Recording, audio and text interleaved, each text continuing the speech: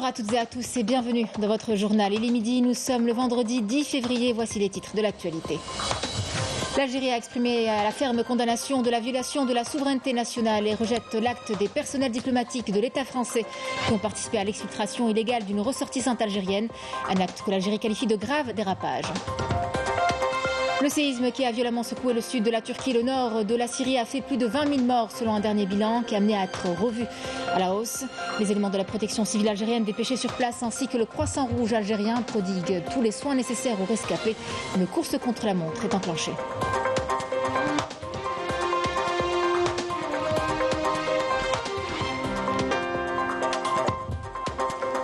Au Maroc, la grogne sociale ne faiblit pas. Les citoyens sont déterminés à faire entendre leur voix et faire valoir leurs droits. La ville de Tétouan s'embrase pour exprimer la colère de la population qui dénonce la hausse vertigineuse des prix des denrées alimentaires et exprime le ras-le-bol de cette situation précaire. Mesdames, Messieurs, bienvenue à vous. Je vous en parlais en titre. La barbouzerie française ne cache plus son jeu. Elle s'affiche au grand jour. Elle est sur le point d'atteindre son objectif qui est d'arriver au point de non-retour dans les relations algéro-françaises. Voilà qu'une femme exfiltrée vers la France, qui n'est ni journaliste ni militante et qui n'est rien du tout. 48 heures après, on lui offre les plateaux et on l'invite à s'exprimer sur des chaînes de télévision publiques. Ceci est la preuve que les services français ont sonné la mobilisation générale de leur Khbarjia, dont l'objectif recherché est désormais clair. Que ces gens le sachent, que si la France envisage qu'elle peut refaire en 2023 un scénario comme la baie des cochons, eh bien ils se trompent complètement d'adresse. Tout le monde sait qu'au niveau de la DGSE française, il y a une feuille de route pour mettre à mal la relation algéro-française. Cette feuille de route qui est exécutée par les barbouzes et les Khbarji et certains responsables au niveau de la DGSE du Quai d'Orsay, certains conseillers franco-algériens qui ne cachent pas leur amour et leur vénération pour le Marzen. Il est désolant que tout ce qui a été construit entre les présidents Abdelmadjid Tebboune et Emmanuel Macron pour ouvrir une nouvelle page entre les deux pays tombe en ruine avec une rupture qui ne semble pas loin. L'Algérie a exprimé en tout cas la ferme condamnation de la violation de la souveraineté nationale et rejette l'acte des personnels diplomatiques de l'État français qui ont participé à l'exfiltration clandestine et illégale d'une ressortissante algérienne dont la présence physique sur le territoire national est prescrite par la justice algérienne. Un acte que l'Algérie qualifie de grave dérapage. Une violation de la souveraineté nationale. L'opération clandestine et illégale d'exfiltration vers la France d'une ressortissante algérienne menée par des personnels diplomatiques, consulaires et de sécurité relevant de l'État français a été fermement condamnée par l'Algérie. Un geste qualifié de provocateur qui risquerait de créer une nouvelle tension entre Alger et Paris. C'est un scandale pour la France. Ces agissements ont des conséquences imprévisibles et sont susceptibles de porter atteinte aux relations diplomatiques entre l'Algérie et la France. C'est un acte irresponsable contraire aux normes et aux principes internationaux.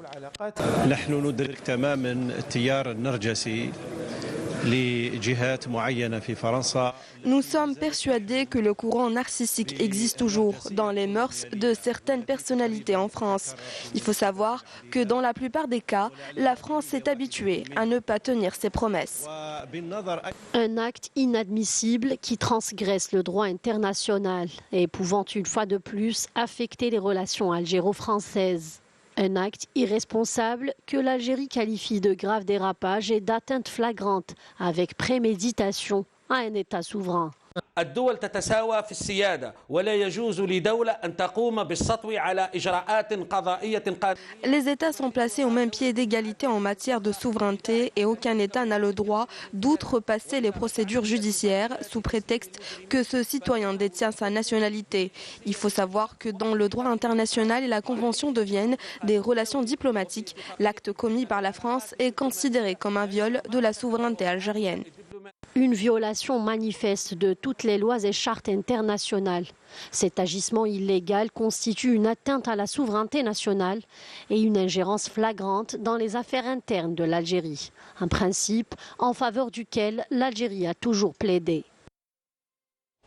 Le séisme qui a violemment secoué le sud de la Turquie et le nord de la Syrie a fait plus de 20 000 morts, selon un dernier bilan amené à être revu à la hausse malheureusement.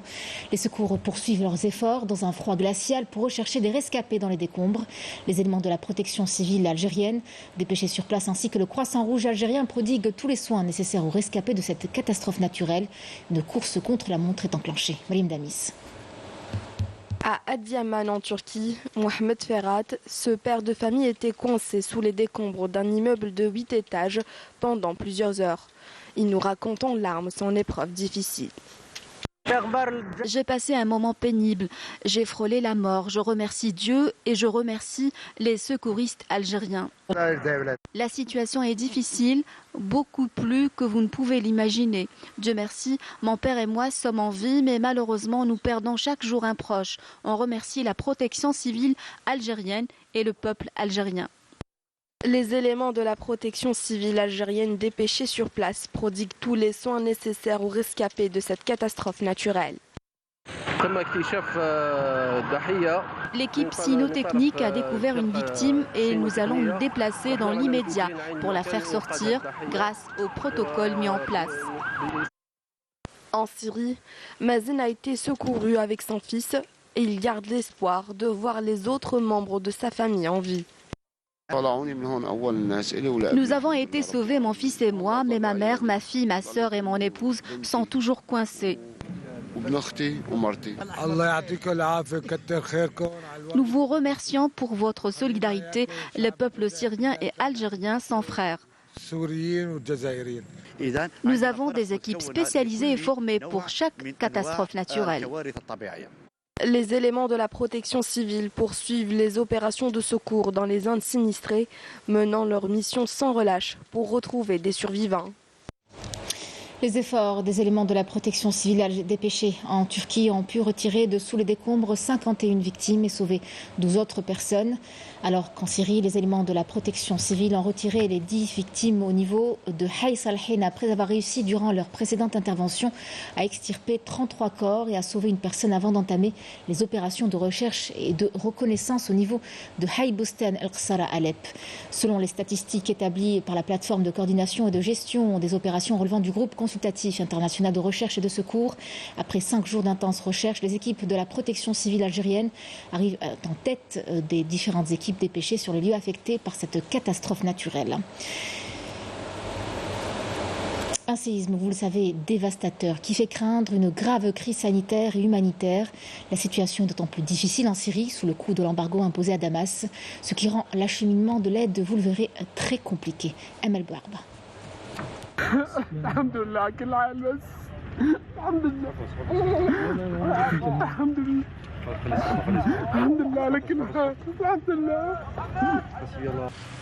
Il n'y a pas plus douloureux que de tenir son enfant inerte entre ses bras avant de l'enterrer.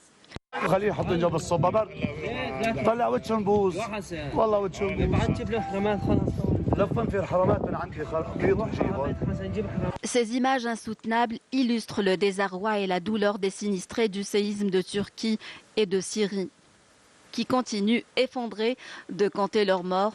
D'autres nourrissent l'espoir de voir des survivants. J'ai cet enfant encore coincé sous les ruines. Cela fait 2 jours que j'attends dans la voiture dans l'espoir de les voir sortir vivants. Je les imagine transis de froid et affamés. C'est insoutenable.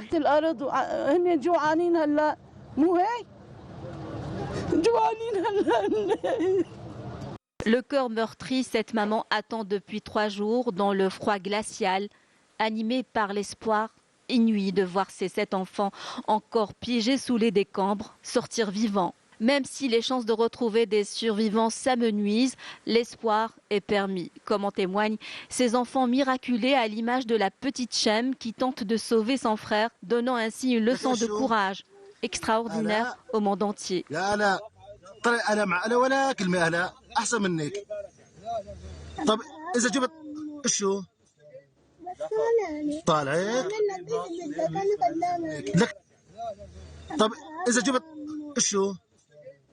Entre-temps, l'aide humanitaire peine à arriver en Syrie sous prétexte de l'embargo imposé à Damas.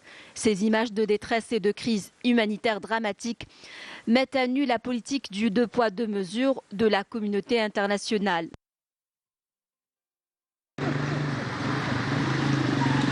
Face à cette situation, l'Algérie a été l'un des premiers pays à être au chevet de la Syrie. Dans les zones sinistrées, les opérations de sauvetage se poursuivent, comme en témoignent ces images incroyables de ce nouveau-né sorti vivant des décombres qui ont fait le tour de la toile.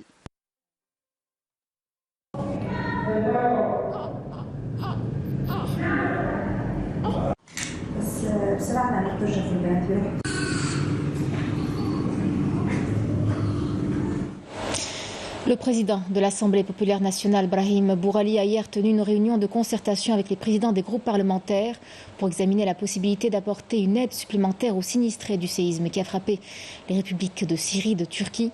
Une réunion au cours de laquelle il a été proposé de faire don aux sinistrés d'une partie du budget de l'APN, d'ouvrir un compte bancaire pour la collecte des dons des associations et des citoyens désirant contribuer à cette initiative et d'envoyer une caravane médicale qui dispose de députés et médecins en mesure d'apporter leur aide. Il a été également proposé de tenir une réunion virtuelle du bureau de l'Union des conseils des pays membres de l'Organisation de la coopération islamique que préside l'Algérie avec pour objectif d'exhorter les autres parlements des pays musulmans à apporter leur aide à ces deux pays.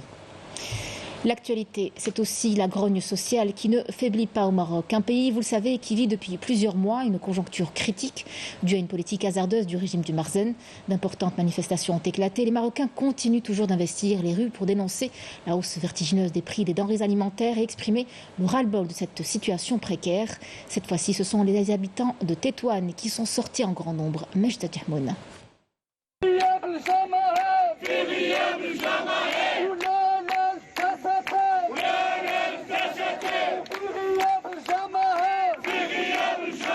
Le Marzen continue de servir ses intérêts au détriment du peuple marocain qui n'abdique pas et qui n'a d'autre recours pour exprimer son désarroi et dénoncer la situation économique que d'investir les rues.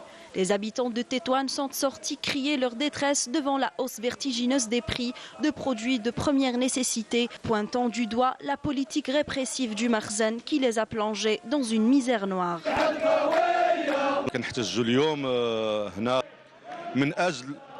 الوقف المطالبة على الأقل بالوقف هذا الهجوم الشرس والمتكرر على القدرة الشرائية ديال المواطن المغربي وعموم الجماهير الشعبية.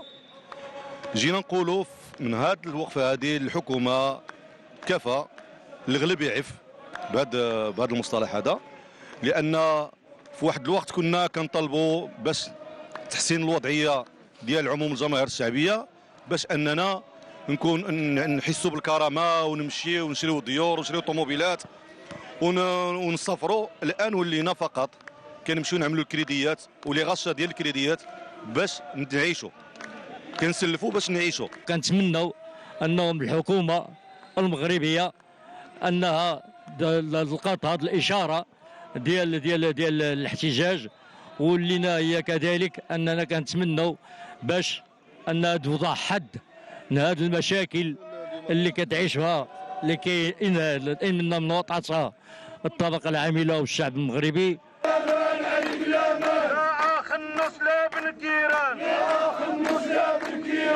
Les manifestants dénoncent la flambée record des prix et la dégradation de leur quotidien. Une conséquence directe de la politique défaillante du Marzen qui pénalise malheureusement le peuple marocain appelé à assumer la détérioration du pouvoir d'achat.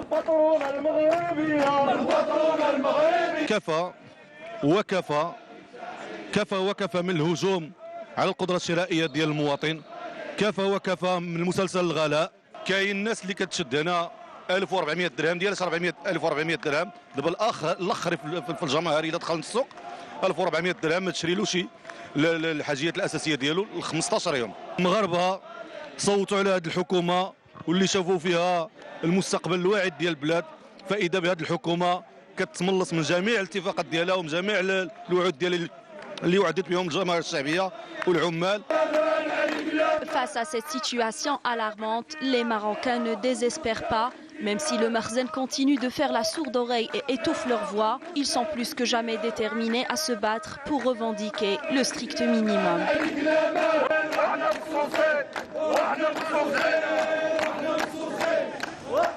Au Parlement européen, un panel d'experts a été réuni pour étudier les sanctions adéquates. La militante sahraouie Aminatou Haïdar a été entendue comme témoin pour comprendre les dessous de l'affaire de corruption qui a secoué l'institution européenne, en plus de 2 journalistes d'investigation français. Selon les experts, ces dérives marocaines ne passeront pas sous silence. Correspondance de Bruxelles avec Afid Belouchet. C'est un panel d'experts qui a animé la deuxième réunion de la commission PEGA, consacrée par le Parlement européen au scandale d'espionnage à l'aide du logiciel Pegasus, une affaire de gravité sans précédent d'après cette experte. Là, à mon sens, ça devient très sérieux et je pense ni la Commission européenne, l'organe exécutif de l'Union européenne, ni le Parlement, ni le Conseil de l'Union européenne vont laisser passer ce scandale-là. Et le premier panel a été consacré au cas marocain avec comme témoin principal la militante sahraoui Aminatou Haïdar, avec l'intervention également de 2 journalistes français qui ont enquêté sur le sujet. Mais ici, la séance a dû être suspendue après des problèmes techniques ne permettant pas aux 2 intervenants journalistes qui ont travaillé sur l'enquête qui a révélé l'utilisation à large échelle de ce logiciel d'espionnage par le Maroc, en l'occurrence Rosa Moussaoui pour le journal L'Humanité et Zerouki pour le journal Le Monde. Les 2 n'ont pas pu intervenir. Le président de commission a proposé d'organiser une deuxième rencontre, cette fois-ci au Parlement à Strasbourg, la semaine prochaine. Après cette suspension, la séance a été reprise en attendant de pouvoir réunir les experts sur le cas marocain dès la semaine prochaine au Parlement à Strasbourg. Concernant le Sahara occidental, le président de la République sahraoui et secrétaire général du Front Polisario, Brahim Rali, a hier renouvelé la confiance en le Premier ministre Boucharaya Bayoun. Il a chargé de former le gouvernement, des prérogatives que lui confère la Constitution de la République arabe sahraoui démocratique. Une étape qui sera empreinte de fermeté, d'engagement et de discipline, conformément aux décisions du 16e congrès du Front Polisario. Boucharaya Bayoun a affirmé que la priorité est d'intensifier la lutte et de consentir tous les efforts en vue de consolider la lutte armée. Le président namibien a adressé un message de félicitations au président sahraoui Brahim Rali à l'occasion de sa réélection à la tête de la République sahraoui et en tant que secrétaire général du Front Polisario, dans lequel il a réaffirmé le soutien indéfectible de son pays aux droits du peuple sahraoui, à la liberté et à l'autodétermination. Et on revient chez nous en Algérie avec du sport et du football. Le premier représentant algérien en Ligue des champions d'Afrique de football, le CR Belouizdad, entame aujourd'hui la phase de poule en déplacement en affrontant aujourd'hui les Égyptiens de Zamalek. Le Chebeb, quant à lui, espère démarrer du bon pied et revenir avec un bon résultat, d'autant plus que cette compétition constitue un objectif majeur pour le club algérois. C'est ainsi que se clôture notre édition. Merci à vous de l'avoir suivi. Vous le savez, l'information revient ce soir à 19h avec Emma Swig. Quant à moi, je vous dis à demain, midi, pour l'édition de la mi-journée. Excellente journée à tous et à demain.